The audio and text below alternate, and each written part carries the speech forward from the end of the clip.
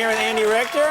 You're looking well, Andy. Thank you very much. I'm feeling well. Oh, perfect. I'm sick of the sound of my own voice, though, because I've been doing all day talking about promotion. Because Yes. when you have this is a primetime show, quintuplets, and you got to get out there and you got to flog for this thing. You got to get the word out. Got to sell. Right. Got to spread it around. Ugh. I know. But, you know, it's smooth and creamy, so it spreads. There you go. No. We're editing that out. You'll never see that again. I don't know. No, but like I did today, they do the... You know, mostly it's all sort of fun. You know, Right. it's especially fun to come here but the thing that is sort of gets tough is that you do radio satellite, which is you go sit in like a dark little windowless room, and for 3 hours they go, we've got Jacksonville coming up, and then they come in and you talk to like, you know, T-Man and the Booger. You know, it's all these like weird, you know, like, you know, J-Dog and G-Unit out of, you know, Poughkeepsie. Right, and they're just not very well prepared. Like they, and then by the time, you know, I'm really, really nice for about an hour and a half, and then baby gets crabby. And when they say things like, so, you, shows, looks like you're having fun. And then I say, you know, that's technically not a question. You're supposed to be eliciting information, and that's not really a question. Or you don't want to alienate the Booger. I mean, yeah. Oh, you made Boner sad. But so anyway, you know, I saved all the good stuff for you. Oh, good. Now I want to ask you about, you know, your life now.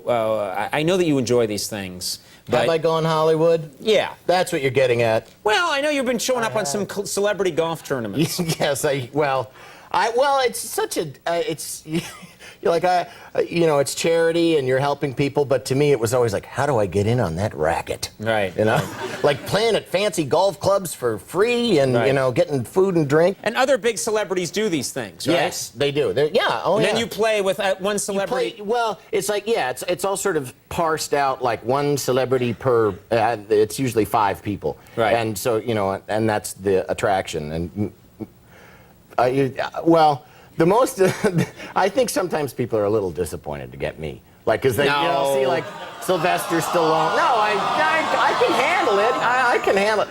But it was funny, because one of the first times I did something like that was here in New York. Right. It was very shortly after the show started, you know, that I started working on this show. Yeah. And there was a benefit that was at a bowling alley in the Port Authority, and it was the same thing. It was like celebrity in each bowling lane, and I showed up and was there, and like over here was Liam Neeson, and Keith Hernandez was bowling with people over here, and like they came after I did, and when they showed up, the woman sitting next to me went, "I wonder who we're gonna get."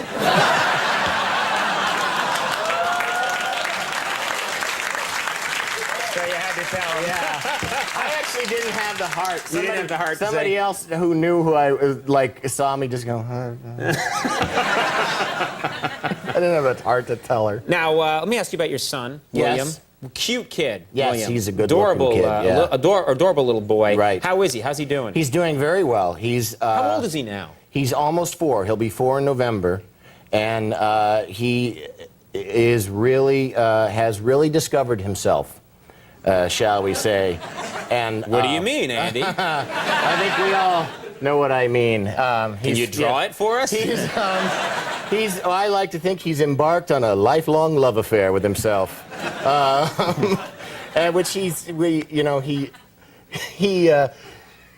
was doing this activity the other day, and he came into the room that Sarah and I were sitting in, and he goes like, look at my peepee. Look how shiny it is. Oh my God. I know. Well, this is, you know, you have a girl. You're not going to have to put up with this. You're going to... I don't even want to think about any of that. But it's terrible.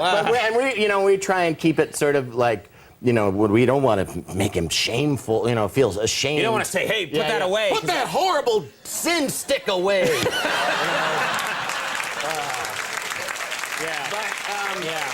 So we say like, well, honey, that's for you to do by yourself. That's only when you're alone that you do that. And my wife was explaining that to him one day. It was she said, you should just do that when you're alone. And he went, you mean it's not for you, Mommy? And And she just said she felt like screaming. Like, ah! No, it's not me.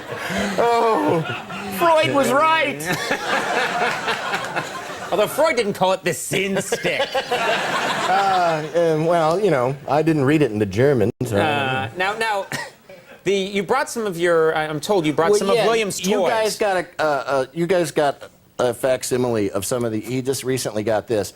There's this line of toys called Playmobil. Right. And they're like, it's all sort of. They have lots of sort of municipal worker setups. Right. And this is one that he just got recently. This is an actual toy. We just went out and got it because you told us which one it was. It's a porta potty. And then there's a little man with a shovel. Right. And then there's this guy too, which if you take off his hat, he kind of looks like a homeless guy. But he's like, sir, you have to leave. I have to shovel it out. Leave me alone.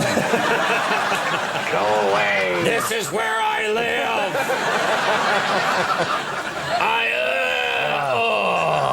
Let's get you out of here. Oh, wow. That is, those are fascinating toys. Yeah, and then there's this one, which is the toxic waste cleanup. This is an actual toy that you can get. Who is making this toy? This is my favorite part is look back here. It shows everything you can get. The skull and crossbones. Kids gotta learn. The insurance form for when you sue the government. Right. Yeah. This is great. Yeah, and not for children under 3 years. After they're over 3, they can learn that the world's a bad place. There's a lot of toxic stuff out there. So the Playmobil stuff, sin stuff, a kid will love it. But yeah, the Playmobil love you now. They're going to come to your house and take this crap away. You're not getting any new Playmobil stuff. All right, well, Quintuplets airs Wednesday nights at 8:30 on Fox. Yep. We love it when you're able to come back. Thanks so much you for being here, old chum. Andy Richter. Ned Campbell coming up. We'll take a break. We'll be right back.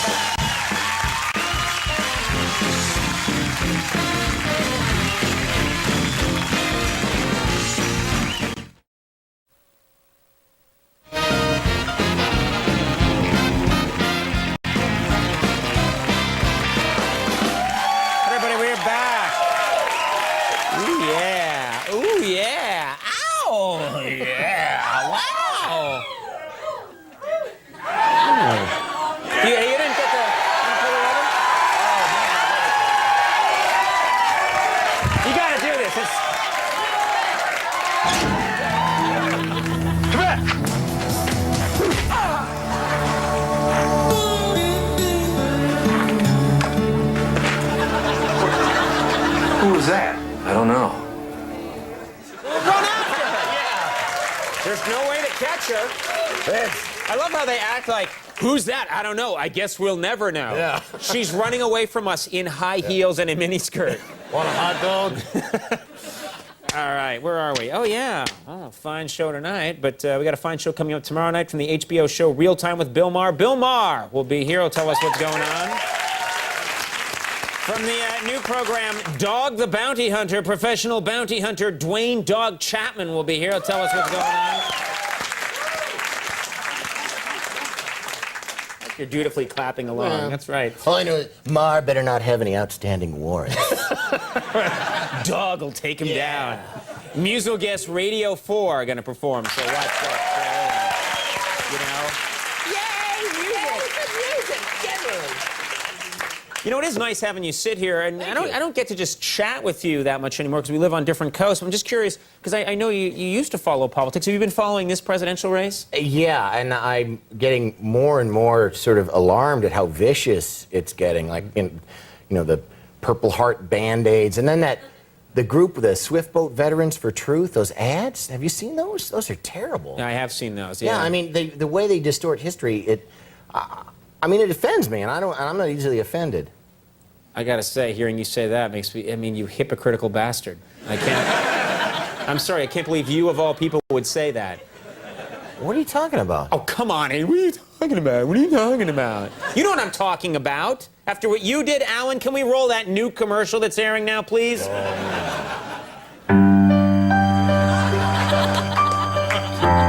I served with Conan O'Brien for 7 years, so when I hear him say that he was brilliant and funny back then, I get sick to my stomach.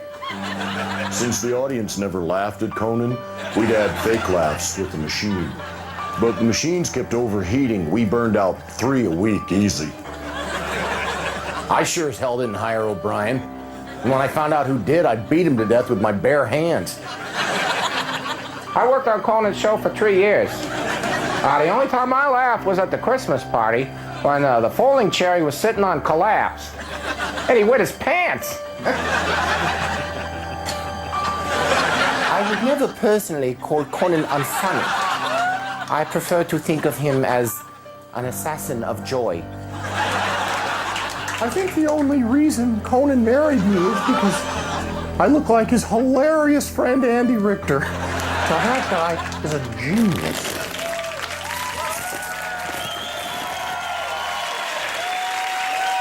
I can't believe you. Yeah, all right, we'll take a break. When we come back, Nev Campbell's here. Stick around.